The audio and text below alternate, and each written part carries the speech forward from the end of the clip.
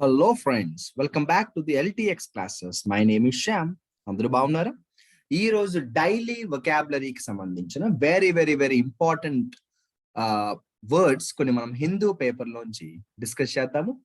ఇది స్టార్ట్ చేసే ముందు మనం చేయాల్సింది ఒక ఇంపార్టెంట్ అనౌన్స్మెంట్ గురించి తెలుసుకోవాలి. ఎల్టీఎక్స్ క్లాసెస్ కి సంబంధించి మీరు ప్లే స్టోర్ లోకి వెళ్ళి ఎల్టీఎక్స్ క్లాసెస్ యాప్ ని డౌన్లోడ్ చేసుకోవచ్చు. At the same time website లోకి వెళ్ళి మీరు ఎల్టీఎక్స్ క్లాసెస్ కి సంబంధించిన ఫ్రీ డెమో క్లాసెస్ ని కూడా వినొచ్చు. ఎల్టీఎక్స్ క్లాసెస్ లో వేరియస్ కాంపిటేటివ్ ఎగ్జామ్స్ కి సంబంధించి కోచింగ్ అనేది ప్రొవైడ్ చేస్తున్నారు. మీరు డైరెక్ట్ గా యాప్ ని డౌన్లోడ్ చేసుకుని మీరు రెగ్యులర్ గా క్లాసెస్ వినొచ్చు. బ్యాంక్ ఎగ్జామ్స్ ప్రిపేర్ అయ్యే వారికి ఒక సపరేట్ బ్యాచ్ అనేది ఉంటుంది. అలాగే ఆర్ఆర్బి ఇన్ఫినిటీ అంటారు. అంటే ఇవన్నీ కూడా రైల్వే ఎగ్జామ్స్ కి సంబంధించిన ఇంపార్టెంట్ బ్యాచ్ ఇది. ఎవరైతే ఎస్ఎస్సి లాంటి ఎగ్జామ్స్ ప్రిపేర్ అవుతున్నారో ఎస్ఎస్సి ఇన్ఫినిటీలో మీరు జాయిన్ అవ్వచ్చు. మీరు పే చేసిన ఫీజు ఏదైనా కూడా లైఫ్ టైం వెలిడిటీ ఉంటుంది. అందుకే ఎల్టీఎక్స్ క్లాసెస్ లో ప్రతి కోర్స్ కి కూడా ఇన్ఫినిటీ అనే పేరు ఖచ్చితంగా ఉండి తీరుతుంది. ఒకసారి మీరు ఫీజు పే చేసిన తర్వాత మీరు ఎన్ని రోజులు కావాలంటే అన్ని రోజులు క్లాసెస్ అనేవి వినొచ్చు. అన్ని రోజులు వీడియోస్ అనేవి మీ దగ్గర అవైలబిలిటీగా ఉంటాయి. కొంతమంది లైఫ్ టైం తీసుకుంటారు, అన్ని ఎగ్జామ్స్ కి కలిపి తీసుకుంటారు. ఇలా చాయిస్ అనేది స్టూడెంట్ యొక్క రిక్వైర్మెంట్ బట్టి ఉంటుందన్నమాట. సో మీరు చేయాల్సిందల్లా ఎల్టీఎక్స్ క్లాసెస్ యాప్ ని డౌన్లోడ్ చేసుకోవచ్చు. అట్ ద సేమ్ టైం ఈ యాప్ ఎలా డౌన్లోడ్ చేసుకోవాలి, at the same time course ఎలా తీసుకోవాలి, ఫీజు ఎలా పే చేయాలి, ఇటువంటి క్వైరీస్ ఉన్నవారు కాంటాక్ట్ చేయవలసిన నంబర్ 7893899553. రైట్ ఫ్రెండ్స్, ఇక ఈ రోజు అంటే జనవరి 17th కి సంబంధించిన హిందూ న్యూస్ పేపర్ లో ఉన్న కొన్ని ముఖ్యమైన వొకాబులరీ డిస్కస్ చేయడం రెడీగా ఉన్నారా? మీ వొకాబులరీ బుక్ తో రెడీగా ఉన్నారా? స్టార్ట్ చేద్దామా?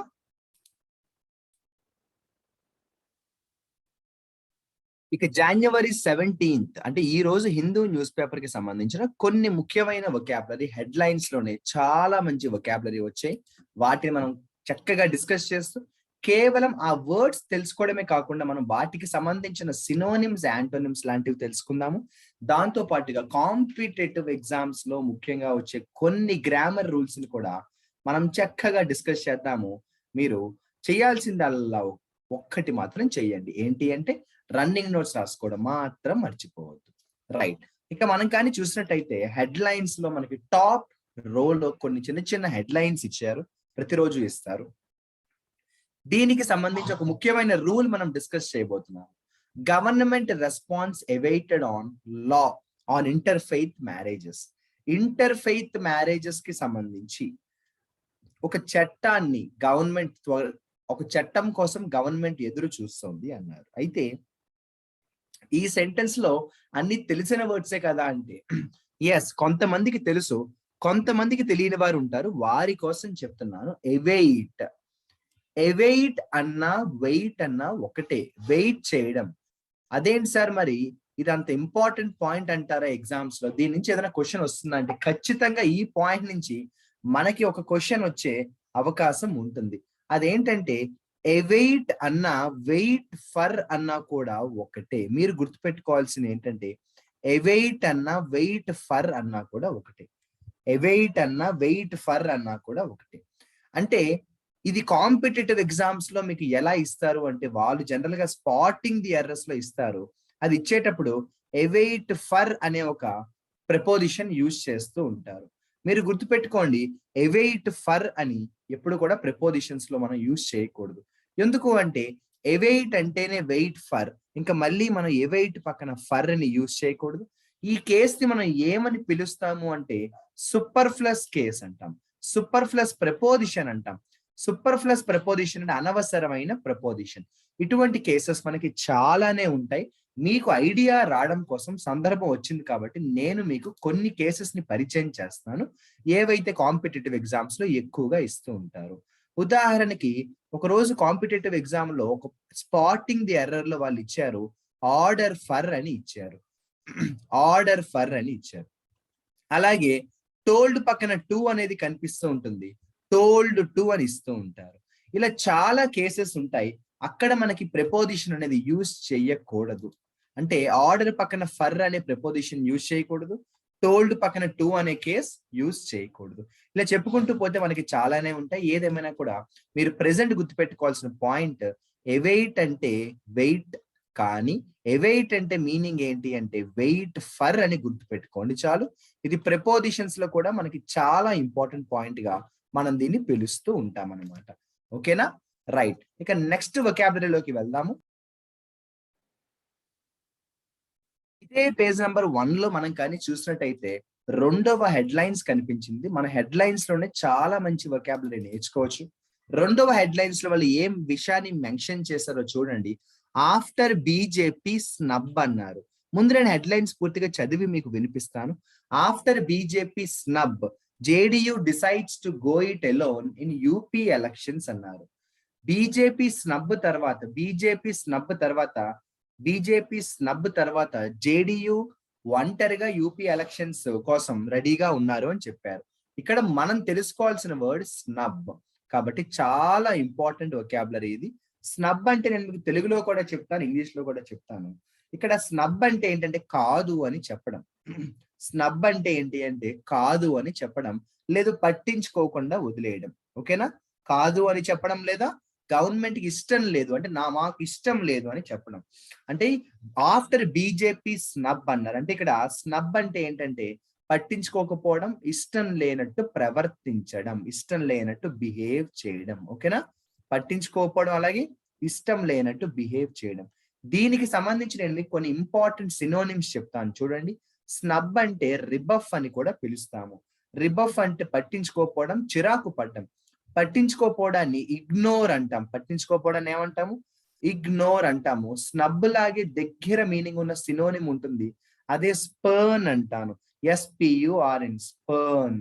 స్పర్న్ అంటే ఏంటి అంటే అసహించుకోవడం, ఇష్టం లేనట్టు ప్రవర్తించడం, అలాగే పట్టించుకోనట్టు బిహేవ్ చేయడం అన్నమాట.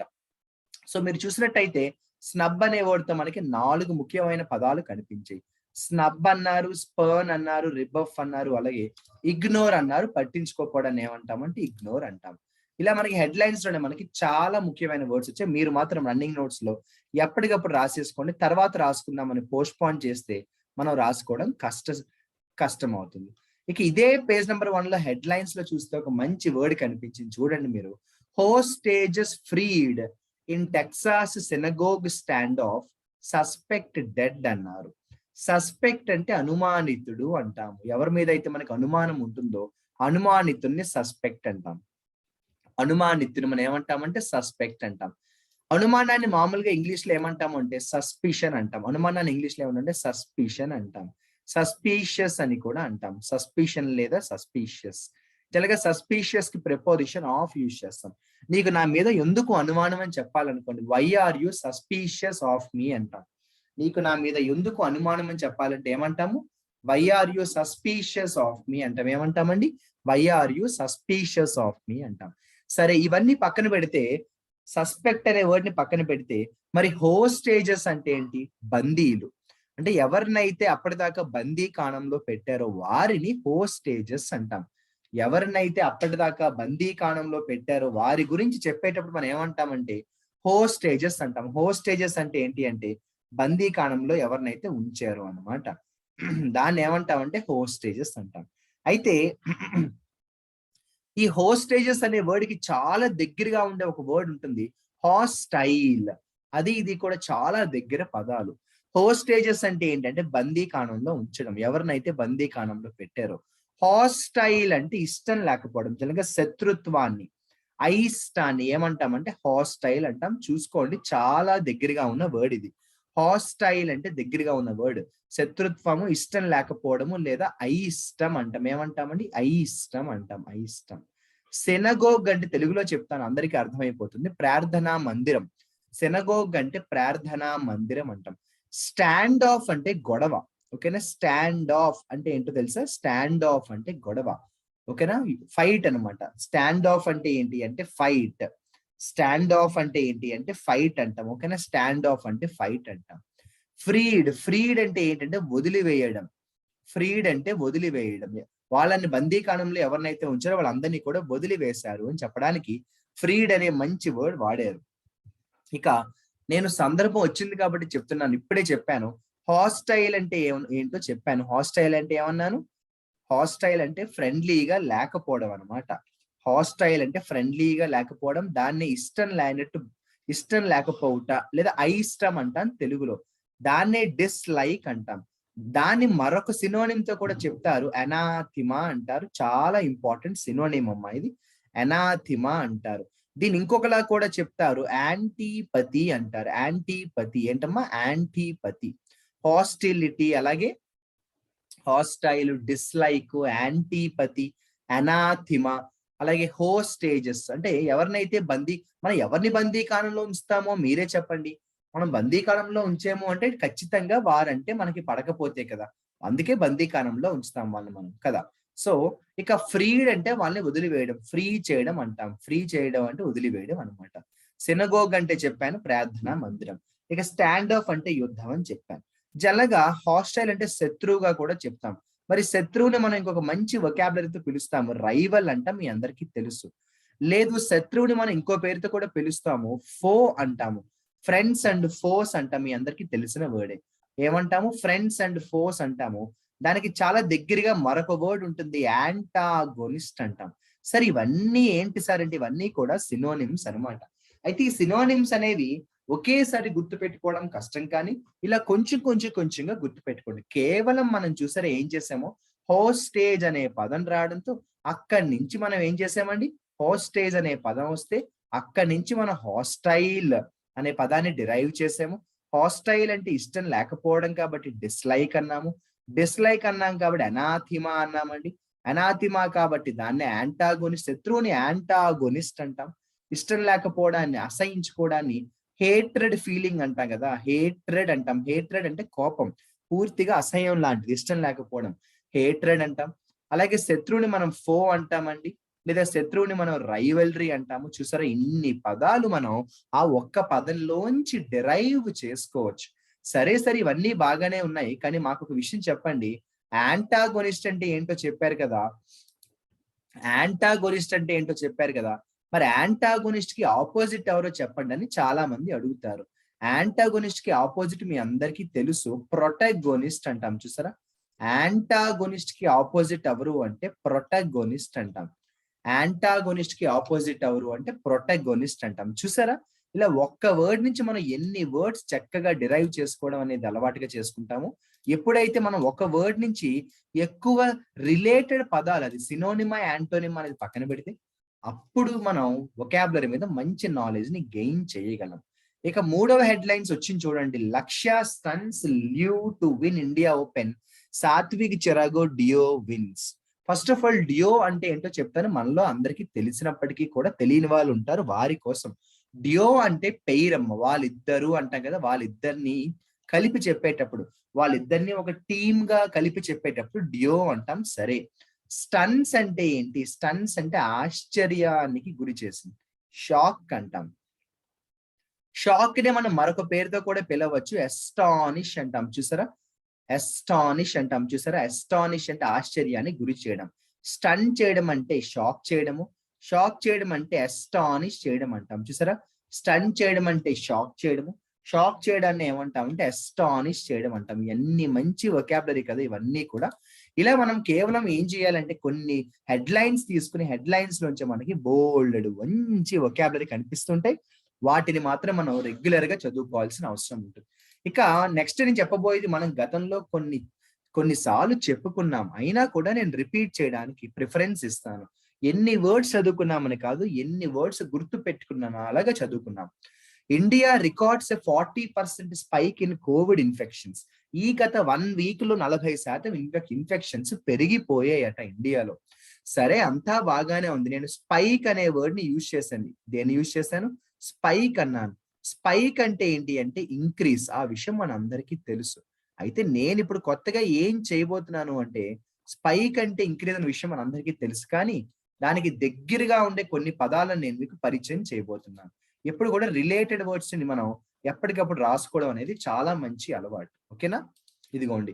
స్పైక్ అంటే ఇంక్రీజ్ అన్న విషయం నేను ఇప్పుడే మీకు చాలా క్లియర్ గా చెప్పాను. మరి ఇంక్రీజ్ లాంటి దగ్గరగా ఉండే వర్డ్ పేపర్ లో గతంలో చాలా సార్లు ఇచ్చిన వర్డ్ సర్జ్ అనే వర్డ్ కనిపిస్తుంటుంది. మీకు గుర్తుందా?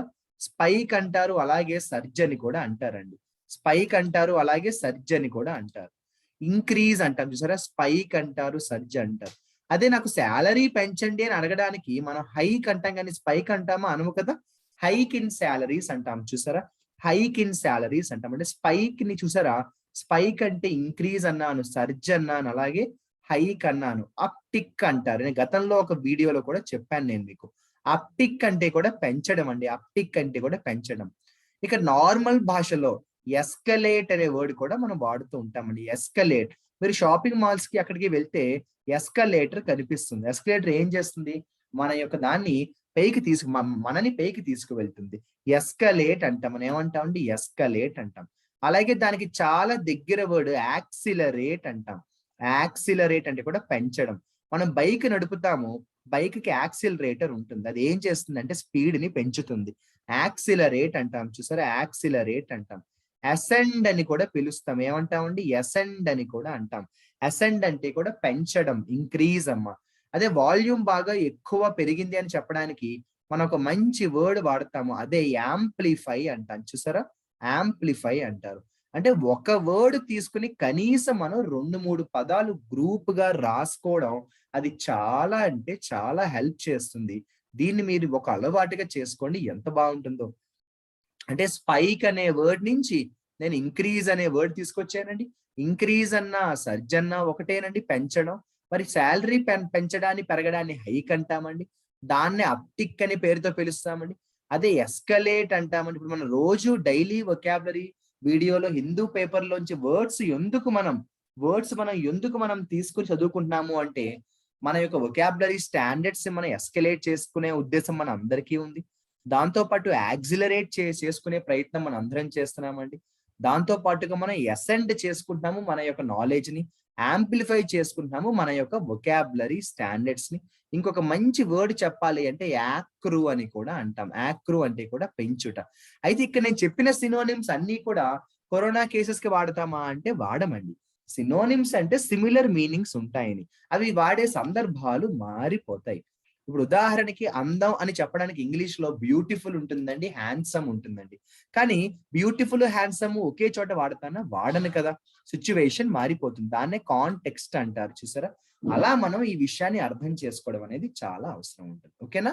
అంటే మనం స్పైక్ అనే ఒక్క వర్డ్‌ని తీసుకొని ఎన్ని మంచి వర్డ్స్ డిస్కస్ చేసుకున్నామో ఫాలో అయ్యారా? దీన్ని మీరు ఒక అలవాటుగా పెట్టుకోవాలి. స్పైక్ అనే వర్డ్‌తో నేను ఇన్ని వర్డ్స్ చెప్పాను. సరే సార్ మాకు విషయం చెప్పండి. స్పైక్ అంటే ఇంక్రీజ్ అన్న వర్డ్ చెప్పారు కదా! మరి పనిలో పనిగా ఇంక్రీజ్ అంటే ఏంటో చెప్పిన మీరు, మరి డిక్రీజ్‌కి కూడా ఒక 2 వర్డ్స్ చెప్తే మేము రాసుకుంటాం సార్ మా బుక్‌లో అంటారా? ఖచ్చితంగా చెప్తాను. డిక్రీజ్ అంటే తగ్గడం అన్న విషయం మనందరికీ తెలుసు. నార్మల్ లాంగ్వేజ్‌లో దాన్ని ఏమంటామంటే డిసెండ్ అంటాం. అసెండ్, డిసెండ్ ఇది నేను చెప్పక్కర్లేదు, మీ అందరికీ తెలుసు. అయితే తగ్గడానికి ఒక మంచి వర్డ్ చెప్తాను. చక్కగా రాసుకోండి మీ బుక్‌లో. మిటిగేట్ అంటాం. ఏమంటామండి? మిటిగేట్ అంటాం. మిటిగేట్ అంటే తగ్గడం, తగ్గుముఖం పట్టడం అంటాం. మిటిగేట్ అంటాం. చాలా మంచి వర్డ్ ఒకటి చెప్తాను. గతంలో నేను వొకాబులరీ క్లాస్‌లో చెప్పాను. డిమిన్యూషన్ అంటాం. ఏమంటామండి? డిమిన్యూషన్ చూసారా? డిమిన్యూషన్ అన్నా, మిటిగేట్ అన్నా, అలాగే డిసెండ్ అన్నా, డిక్రీజ్ అన్నా కూడా ఒక్కటే అన్నమాట. అదే ఒకవేళ మా ఫ్రెండ్ ఉన్నాడు. అతను ప్రాబ్లమ్స్‌లో ఉన్నాడు. అతని బాధని నేను తగ్గించే ప్రయత్నం చేసేటప్పుడైతే మళ్ళీ కొంచెం కాంటెక్స్ట్ మారిపోయినా దగ్గరగా ఉండే ఒక పదాన్ని పరిచయం చేస్తాను. పెసిఫై అంటాను. పెసిఫై అంటే ఫ్రెండ్ యొక్క ప్రాబ్లమ్‌ని తగ్గించే ప్రయత్నం చేయడం. అంటే అతని యొక్క బాధను తగ్గించే ప్రయత్నం చేయడం. జాలి చూపించడం అంటాం. కన్సోల్ అంటాం కదా! అలా అటువంటిదనమాట. కానీ ఈ 2 కూడా కొంచెం కాంటెక్స్ట్ మారుతుంది. బట్ మిగిలినవన్నీ కూడా చక్కగా మీరు అలవాటు చేసుకోవచ్చు. చూసారా? అంటే స్పైక్ అనే ఒక్క వర్డ్ తీసుకొని ఏం చేశానండి? స్పైక్ అంటే పెంచడం కాబట్టి దానికి ఒక 5, 6 పదాలు చెప్పాను. అది పూర్తయిన తర్వాత దానికి అపోజిట్ ఎవర్రా అంటే డిక్రీజ్. డిక్రీజ్ అన్నా, డిసెండ్ అన్నా, మిటిగేట్ అన్నా, డిమినిషన్ అన్నా ఒకటే. తగ్గించడం, తగ్గుముఖ పట్టడం అంటాం. చూసారా? హెడ్‌లైన్స్ లో ఉన్న వొకాబులరీ తీసుకుంటూ మనం వాటికి సంబంధించిన రిలేటెడ్ వర్డ్స్ ని ఎంత చక్కగా నేర్చుకుంటున్నామో కదా! ఇలా సినోనిమ్స్, యాంటోనిమ్స్ కూడా మనం బాగా చదువుకోవాలి. ముఖ్యంగా అంటే జనరల్ గా వొకాబులరీ నేర్చుకోవాలి అనుకునేవారు అనుకోండి, జస్ట్ పేపర్‌లోంచి వర్డ్స్ మాత్రమే రాసుకొని చదువుకుంటారు. కానీ ఎప్పుడైతే మనం పర్టిక్యులర్‌గా ఎప్పుడైతే మనం పర్టికులర్ గా వొకాబులరీ సినోనిమ్స్ యాంటోనిమ్స్ నేర్చుకోవాలో అది ఎగ్జామ్స్ కి చాలా హెల్ప్ అవుతుంది. సరే, ఇదే పేజ్ నెంబర్ 1 లో మీరు చూసినట్టయితే తెలంగాణలో నిన్న వర్షాలు పడ్డాయి అని చెప్పడానికి ఒక హెడ్లైన్స్ రాశారు. Heavy rainfall lashes many parts of Telangana అన్నారు. లాష్ అనే వర్డ్ రాశారు. లాష్ అంటే ఏంటి? Heavy rainfall lashes many parts. Normal language లో లాష్ అంటే ఏంటో చెప్తాను. హిట్ అంటామండి, గట్టిగా కొట్టడం. అంటే తెలంగాణను భారీ వర్షం నిన్న దెబ్బ కొట్టింది అని చెప్తారు. అలా గట్టి దెబ్బ కొట్టడాన్ని ఏమంటామంటే మనం లాషెస్ అంటామండి. అలా గట్టిగా కొట్టడాన్ని ఏమంటామంటే మనం లాషెస్ అంటాం. ఇంకా చెప్పాలంటే కరెక్ట్ గా యాక్చువల్ గా లాష్డ్, కొరడా దెబ్బ అంటాం కదా, కొరడా దెబ్బకు మనం లాష్ అనే వర్డ్ ని యూజ్ చేస్తూ ఉంటాం. ఏదేమైనా కూడా భారీ వర్షాలు నిన్న తెలంగాణని గట్టిగా కొట్టాయని చెప్పడాన్ని లాష్ అంటాం మై డియర్ ఫ్రెండ్స్. ఏమంటామండి? లాష్ అంటాము.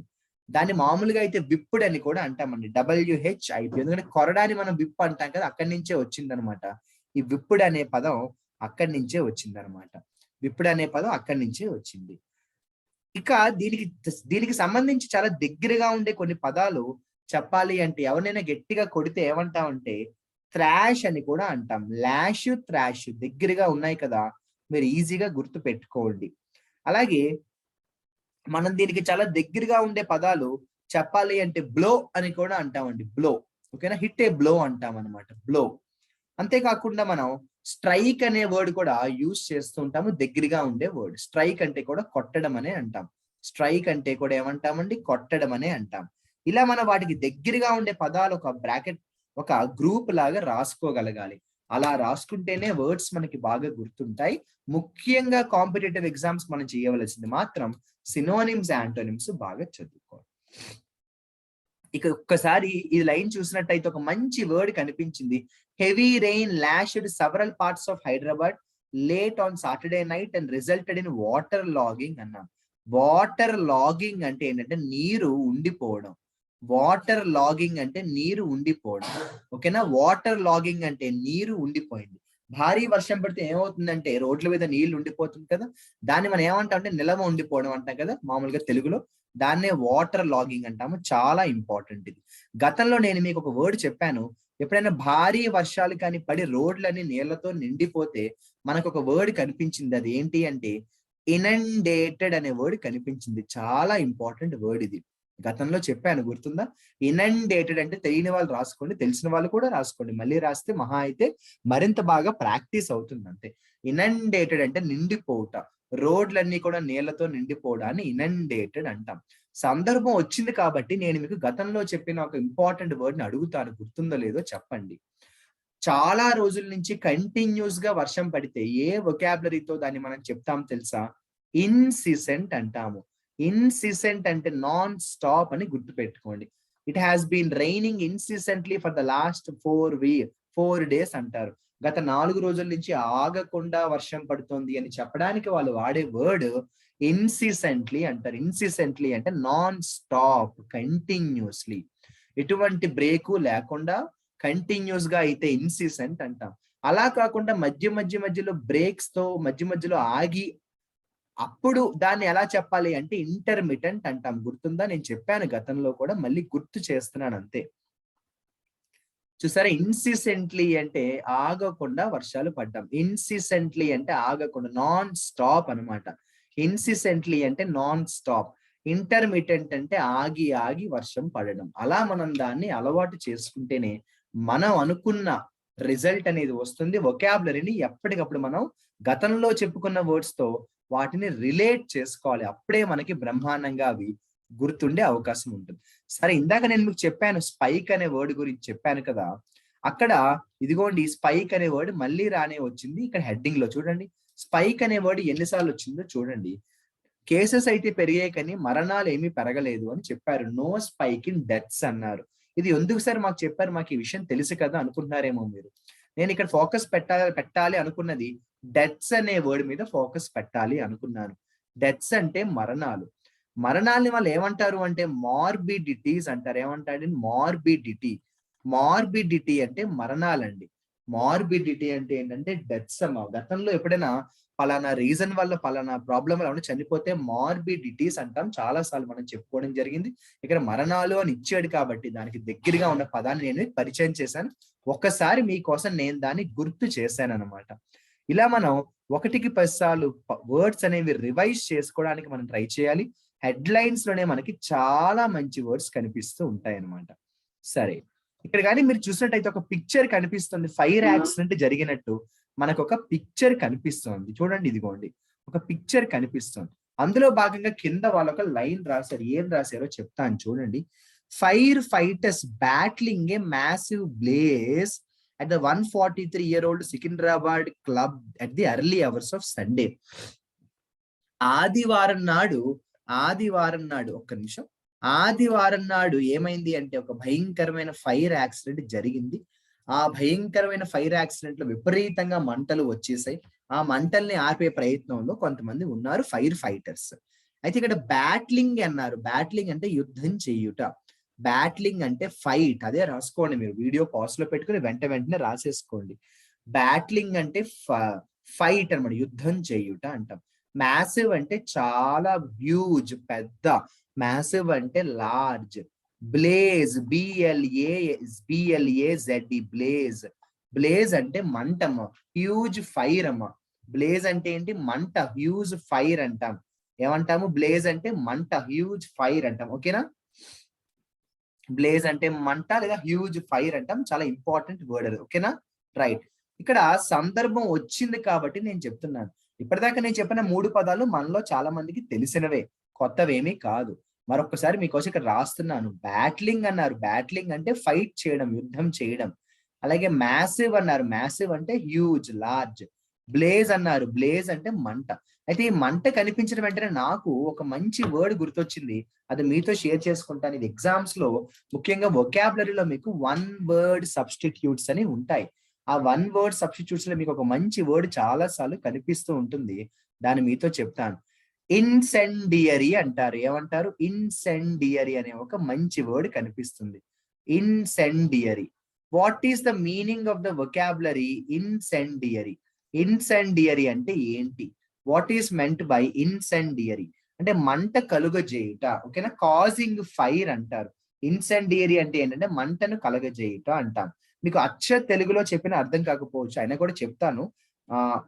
దహకరమైన అంటాం. ఏమంటాం అంటే దహకమైన అంటాం. మీరు అంత అవసరం ఉండదు, ఇంగ్లీష్ లో అర్థం చేసుకోండి. ఇన్సెండరీ అంటే దేని వల్ల అయితే మంట ఉంటుందో, దేని వల్ల అయితే మంట పుడుతుందో దాన్ని ఏమంటామంటే ఇన్సెండియరీ అంటాం. దాన్ని ఏమంటామంటే ఇన్సెండియరీ అంటాం. ఓకేనా? అంటే బ్లేజ్ అనే వర్డ్ తో మనకి ఈ వర్డ్ కనిపించింది కాబట్టి నేను దాన్ని చెప్పడం అనేది జరిగింది అనమాట. ఓకేనా? రైట్. ఇక సందర్భం వచ్చింది కాబట్టి మంటను ఆర్పడాన్ని మనం ఏమంటామో చెప్పండి. మంటను ఆర్పడాన్ని ఏమంటాం చెప్పండి. ఫైర్ ని ఆపడాన్ని ఏమంటాము? ఎక్స్టింగ్విష్ అంటాం. చూసారా? సందర్భం వచ్చింది కాబట్టి చెప్తున్నాను. ఎక్స్టింగ్విష్ అంటాం. ఫైర్ ఎక్స్టింగ్విషర్స్ ఉంటాయి కదా మనకి, ఫైర్ ఎక్స్టింగ్విషర్స్ అంటాం. ఇదిగోండి, ఎక్స్టింగ్విష్ అంటే ఏంటంటే మంటను ఆర్పడం. ఇన్సెండరీ అంటే మంట పుట్టించడం. చూసారా ఎంత బాగుందో? మంటను ఆర్పడాన్ని ఎక్స్టింగ్విష్ అంటాం, మంట పుట్టించడాన్ని ఇన్సెండియరీ అంటాం. ఇలా మనం వాటిని అలవాటు చేసుకోవాలి. ఎప్పుడు కూడా వొకాబులరీ మనం ఒక వర్డ్ చదువుకుంటే సరిపోదు. మనకు ఆ వర్డ్ కి సంబంధించిన సినోనిమ్ యాంటోనిమ్ కూడా మనం మాక్సిమం రిలేటెడ్ గా చదువుకోవాల్సిన అవసరం ఉంటుంది అనమాట.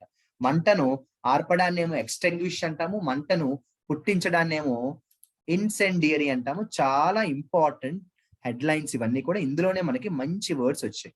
ఇదిగోండి, ఇప్పుడే చెప్పాను కదా ఫైర్ యాక్సిడెంట్ జరిగిందని. దానికి సంబంధించి మరొక హెడ్లైన్స్ రాశారు చూడండి. Iconic Secunderabad club gutted in pre dawn fire అన్నారు. గట్టెడ్ అన్నారు. ఏమన్నారండి? గట్టెడ్, GUTTED. ఆ భయంకరమైన యాక్సిడెంట్లు ఇది కాలి మొత్తం మంటకు గురైపోయింది అని చెప్తున్నారు. సో గట్టెడ్ అంటే ఏంటి అంటే, నిజం చెప్పాలంటే మనం నార్మల్ లాంగ్వేజ్ లో గట్టెడ్ అంటూ ఉంటాం కదా. మామూలు భాషలో గట్టెడ్ ఎక్కడ వాడతామో కూడా చెప్తాను. బాధ కలిగించింది, డిసప్పాయింట్ అయ్యామో అని చెప్పడానికి మనం గట్టెడ్ అంటామండి. నార్మల్ లాంగ్వేజ్ లో గట్టెడ్ ఎప్పుడు అంటే బాధ కలిగించింది అంటాం. అయితే ఇక్కడ ఫైర్ యాక్సిడెంట్ సందర్భంగా దీన్ని ఎందుకు వాడారంటే మీకు బాగా అర్థమయ్యేలా చెప్తాను. పొట్టన పెట్టుకోవడం అంటాం. అంటే 143 ఏళ్ల చరిత్ర కలిగిన సికింద్రాబాద్ క్లబ్ ని ఈ యొక్క ఫైర్ పొట్టన పెట్టుకుంది అంట. మీరు చాలా కామన్ గా వింటూ ఉంటారు. మనం టీవీలో కూడా ఈ భాష బాగా అలవాటుగా వింటూ ఉంటాం. పొట్టన పెట్టుకున్నారు అంటారు. ఈ యాక్సిడెంట్ కొంతమంది ప్రాణాలను పొట్టన పెట్టుకుంది అంటుంటాం. అలా పొట్టన పెట్టుకోవడాన్ని ఏమంటామంటే మనం గట్టెడ్ అంటాం. ఎంత మంచి ఎగ్జాంపుల్ కదా ఇది. గట్టెడ్ అంటాం. గట్టెడ్ అంటే ఏంటంటే మనం టేకింగ్ లైఫ్ అని రాసుకోండి. ప్రాణాలు తీయుట. ఓకేనా, ప్రాణాలు తీయుట అంటాం. ఇక్కడ ఇంకొక మంచి పదం కనిపించింది. ప్రీ డాన్ ఫైర్ అన్నారు. Pre dawn fire. డాన్ అంటే ఏంటి? What is the meaning of dawn? Dawn అంటే తెల్లవారుజామున అంటాం. Don, DAWN. డాన్ అంటే తెల్లవారుజామున అంటాం. ఓకేనా. డస్క్ అంటే డాన్ అండ్ డస్క్ అంటాం. అదే డస్క్ అంటే సాయంత్రం పూట అంటాం. చూసారా, డాన్ అంటే తెల్లవారుజామున, డస్క్ అంటే సాయంత్రం పూట అంటాం. ఇవన్నీ కూడా మంచి మంచి వర్డ్స్. ఎట్టి పరిస్థితుల్లో మీరు మాత్రం ఈ హెడ్ లైన్స్ ద్వారానే చూసారా, అంటే ఇప్పటిదాకా మనం చూసారా ఎన్ని వర్డ్స్ కేవలం హెడ్ లైన్స్ లో మనం చూడడం జరిగిందో. అంటే ఇక్కడ మెయిన్ టాప్ కాలం లో ఇచ్చిన పదాల్లోంచి మంచి వర్డ్స్ చదువుకోవడం జరిగిందండి. అంతేకాకుండా మనకి ఆర్టికల్స్ కి సంబంధించిన హెడ్ లైన్స్ లో కూడా చాలా మంచి వర్డ్స్ మనం నేర్చుకోవడం జరిగింది. ఇదే పేజ్ నెంబర్ 1 లో మీరు కానీ చూస్తే ఒక మంచి హెడ్ లైన్స్ కనిపించింది. జాగ్రత్తగా గమనించండి. డిఫర్ పంజాబ్ పోల్ డేట్ సే కాంగ్రెస్. డిఫర్ అంటే డిఫరెన్స్ అంటాం, అంటే మార్చండి అంటాము. డిఫర్ అంటే చేంజ్, అంటే అభిప్రాయాన్ని ఒప్పుకోకపోవడాన్ని కూడా డిఫర్ అంటామండి. అభిప్రాయాన్ని ఒప్పుకోకపోవడం కూడా ఏమంటామంటే డిఫర్ అంటామండి. సో డిఫర్ అంటే మార్చడం, చేంజ్ అని కూడా అంటాం. డిఫర్ అంటే మార్చడం, చేంజ్ అని కూడా అంటాం. ఈ వర్డ్ నేను చెప్పకపోయినా మీలో అందరికీ తెలుసు, అయినా గుర్తు చేస్తున్నాను. తెలియని వాళ్ళు ఉంటారు, వారు రాసుకోండి. ఎలియన్స్ అంటాం కదండి. ఇప్పుడు 2 పొలిటికల్ పార్టీస్ మధ్యన ఉండే ఒక ఒప్పందాన్ని ఏమంటామంటే ఎలియన్స్ అంటాం. కలిసి ఉండడం అనమాట. మామూలు భాషలో ఎలియన్స్ అనేది తెలుగులో కూడా మనం మాట్లాడేస్తున్నాం కదా, కూటమి అంటారు. ఇంగ్లీష్ లో కూడా మన అందరికీ బాగా తెలిసిన వర్డే. తెలుగులో ఎలియన్స్ అంటే కూటమి, ఇంగ్లీష్ లో యూనియన్ అనుకోండి. ఇక్కడ ఒక మంచి వర్డ్ నేను పరిచయం చేస్తాను చూడండి. ఆ వర్డ్ క్లియర్ గా చూపిస్తూ నేను ఎక్స్ప్లెయిన్ చేస్తాను. జాగ్రత్తగా మీ బుక్ లో రాసుకోండి. ఆ వర్డ్ నుంచి కొన్ని మంచి విషయాలు కూడా నేను మీతో పంచుకుంటాను. మీరు చేయాల్సింది మాత్రం ఎప్పటికప్పుడు వీడియో పాజ్ చేసుకోవడం, చక్కగా మీ బుక్ లో రాసుకోవడం. ఇదిగోండి, farmers body SKM has so far refrained from backing specific political party. ఇక్కడ 2 ముఖ్యమైన పదాలు నేను మీకు చెప్పాలని అనుకుంటున్నాను. అసలు ఈ సెంటెన్స్ మీనింగ్ ఏంటంటే, రైతులకు సంబంధించిన ఒక బాడీ ఉంది, ఒక సంస్థ, ఒక గ్రూప్ ఉంది SKM అని. వారు ఇప్పటిదాకా కూడా ఏదో ఒక్క పొలిటికల్ పార్టీని సపోర్ట్ చేయడం అనేది ఇప్పటిదాకా చేయలేదు. అలా చేయడానికి వాళ్ళు దూరంగా ఉన్నారు. అంటే ఇప్పటిదాకా ఏదో ఒక్క పొలిటికల్ పార్టీకి సపోర్ట్ చేసే ఉద్దేశం వీళ్ళకి లేదని మాత్రం అర్థమైంది. రిఫ్రైన్ అంటే వాళ్ళని వాళ్ళు దూరం చేసుకోవడం. రిఫ్రైన్ అంటే ఒక పని చేయకుండా ఉండడాన్ని రిఫ్రైన్ అంటాం. ఇది ఎందుకు సార్ మాకు చెప్పారో నేను ఇప్పుడు అర్థమయ్యేలా చెప్తాను. ముందు మీరు ఇది రాసుకోండి. రిఫ్రైన్డ్ ఫ్రమ్ అంటే స్టాప్ డూయింగ్ సంథింగ్. ఒక పని చేయకుండా ఉండడాన్ని, ఒక పని చేయకుండా దూరంగా ఉండడాన్ని ఏమంటామంటే రిఫ్రైన్ అంటాం. సరే, బ్యాకింగ్ అంటే సపోర్ట్ అమ్మా. BACKING, backing. బ్యాకింగ్ అంటే సపోర్ట్ అమ్మా. ఏంటమ్మా? బ్యాకింగ్ అంటే సపోర్ట్. నేనేం చెప్పాలనుకున్నానంటే మీకు ప్రపోజిషన్స్ లో కూడా ఈ రూలు చాలా కామన్ గా మనం చెప్తాము. ప్రిపోజిషన్స్ క్లాస్ లో కూడా చెప్తూ ఉంటాం. ఇది రిఫ్రైన్ అంటే ఒక పని చేయకుండా దూరంగా ఉండడాన్ని రిఫ్రైన్ ఫ్రమ్ అంటామండి. ఏమంటామండి? Refrain from. దానికి కొంచెం దగ్గరలో ఒక పదం ఉంటుంది, యాబ్స్టైన్ ఫ్రమ్ అని కూడా అంటాం. ఒక పని చేయకుండా ఉండడాన్ని ఏమంటామంటే యాబ్స్టైన్ ఫ్రమ్ అని కూడా అంటాం. ఏమంటామండి? యాబ్స్టైన్ ఫ్రమ్ అని కూడా అంటాం. అంతేకాకుండా మీరు గుర్తుపెట్టుకోవాల్సిన మరొక ముఖ్యమైన విషయం ఉంది. మామూలుగా అయితే మనం ప్రివెంట్ ఫ్రమ్ అంటామండి. ప్రివెంట్ ఫ్రమ్ అని కూడా అంటాం. చూసారా, ప్రివెంట్ ఫ్రమ్ అని కూడా అంటాం. అంతేకాకుండా మీకు మరొక మంచి వర్డ్ దీనికి దగ్గరగా ఉండే వర్డ్ కనిపిస్తుంది, ప్రొహిబిట్ ఫ్రమ్ అంటామండి. ఏమంటామండి? Prohibit from. Prohibit from. చూసారా, ఇవన్నీ కూడా చాలా ఇంపార్టెంట్ వర్డ్స్. చూసారా, refrain from, abstain from, prevent from, prohibit from, ఇవన్నీ ఉన్నాయి. అయితే ముఖ్యమైన విషయం నేను చెప్పాలనుకున్నది, ఇలా ఎక్కడెక్కడైతే మనకి ఫ్రమ్ వస్తుందో ఈ 4 పదాల దగ్గర, రిఫ్రైన్ ఫ్రమ్, యాబ్స్టైన్ ఫ్రమ్, అలాగే ప్రివెంట్ ఫ్రమ్, ప్రొహిబిట్ ఫ్రమ్ ఎలా అయితే వస్తుందో, వీటికి ప్రిపోజిషన్ ఫ్రమ్ వచ్చిన తర్వాత వెర్బ్ కానీ ఉంటే ఆ వెర్బ్ ING లో ఉంటుందన్నమాట. ఈ విషయాన్ని మనం ప్రిపోజిషన్స్ క్లాస్ లో కూడా నేర్చుకుంటాము. సందర్భం వచ్చింది కాబట్టి నేను మీకు చెప్తున్నాను. ఇదిగోండి, my friend refrained himself from wasting time. చూసారా, my friend refrained himself from wasting time. My friend prevented me from talking, నన్ను మాట్లాడనివ్వలేదు. My friend prevented me from talking అంటాం. అలాగే this area is prohibited from smoking అంటాం. ఏమంటామండి? This area is prohibited from smoking అంటాం. This area is prohibited from smoking అంటాం. చూసారా ఎన్ని మంచి పదాలు మనకి ఇక్కడ కనిపించాయో. అలా మనం చేయాల్సింది ఏంటంటే హెడ్ లైన్స్ ద్వారానే వీలున్నన్ని మంచి మంచి వొకాబులరీ మనం నేర్చుకోవాల్సిన అవసరం ఉంటుంది. వాటి నుంచి మనం వీలున్నన్ని సినోనిమ్స్, యాంటోనిమ్స్ కూడా చక్కగా నేర్చుకోవాలండి. అందరికీ ఈ వీడియోలో నేను చెప్పిన హెడ్ లైన్స్ లోంచి నేను చెప్పిన పదాలు క్లియర్ గా అర్థమయ్యా అని అనుకుంటూ, నేను ఈ వీడియో ఎండింగ్ లో నేను మీకు ఈ యొక్క స్నబ్ అనే పదాన్ని మరొకసారి గుర్తు చేస్తూ వీడియో ముగిద్దాం అనుకుంటున్నాను. ఈ స్నబ్ అనే వర్డ్ స్పెషల్ గా మీరు అండర్లైన్ చేసుకోండి. ఈ స్నబ్ అనే వర్డ్ స్పెషల్ గా మీరు అండర్లైన్ చేసుకోండి. దీని గురించి మీరు ప్రత్యేక శ్రద్ధ పెట్టండి. దీని నుంచే మీరు సినోనిమ్స్, యాంటోనిమ్స్, ఇందాక చాలానే రాశాను. దీని నుంచే సినోనిమ్స్, యాంటోనిమ్స్ మీరు వీలున్నన్ని రిలేట్ చేసుకుంటూ చక్కగా ప్రాక్టీస్ చేసుకోండి. అలా మీరు ఈ వీడియోలో చెప్పిన వర్డ్స్ అన్ని కూడా మీ బుక్ లో రాసుకున్నారని అనుకుంటున్నాను. రేపటి డైలీ వొకాబులరీ క్లాస్ లో మిమ్మల్ని కలుస్తాను. మరికొన్ని హిందూ న్యూస్ పేపర్ లో ఇచ్చిన వర్డ్స్ చెప్పడమే కాకుండా మన మేజర్ ఫోకస్ కేవలం పదాలు మాత్రమే నేర్చుకోవడం కాదు, వాటికి సంబంధించి అంటే మనం ఈ రోజు ఫర్ ఎగ్జాంపుల్ హిందూ పేపర్ నుంచి 10 కొత్త పదాలే రాసుకున్నామండి. కానీ ఆ 10 కొత్త పదాల నుంచి కనీసం ఇంకొక 20-30 సినోనిమ్స్, యాంటోనిమ్స్ నేర్చుకోవడం అనే అలవాటు చేసుకుంటేనే కాంపిటేటివ్ ఎగ్జామ్స్ కి మనం కరెక్ట్ గా ప్రిపేర్ అవుతున్నట్టు. అందరికీ ఈ వీడియోలో చెప్పినవన్నీ అర్థమయ్యి అనుకుంటున్నాను ఫ్రెండ్స్. రేపటి వొకాబులరీ క్లాస్ లో మిమ్మల్ని కలుస్తాను. ఈ లోపల మాత్రం నేను చెప్పిన వర్డ్స్ ని బుక్ లో నీట్ గా రాసుకోండి. 1కి 10 సార్లు ప్రాక్టీస్ చేయండి friends. I hope the session is interesting and useful. I will meet you in my tomorrow's daily vocabulary class. Wish you very good luck and all the best, my dear friends. Signing off, your Shyam sir.